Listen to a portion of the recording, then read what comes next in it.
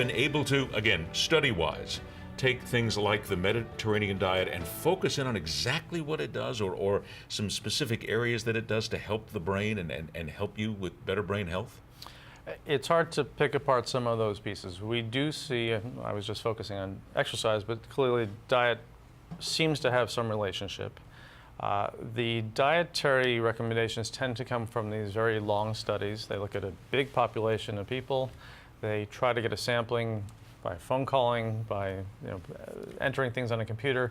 What am I eating today? What's a typical diet? And try to get a pattern for people who eat things like the Mediterranean diet. So relatively little meat, high oils like olive oil, a lot of vegetables, things of that nature.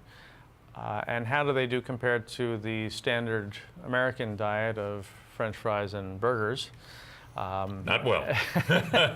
And just really try to get an idea on how many people have different kind of problems. And we're often not looking just at brain health, but in those studies, frequently heart health is the main focus. Often that which helps the heart also helps the brain, and it makes a whole lot of sense. So those people tend to have a little bit less salt in their diets, their blood pressure tends to be better controlled, and we find that, particularly for that vascular dementia that we were talking about before, blood pressure management is really super important in trying to help reduce damage to the brain.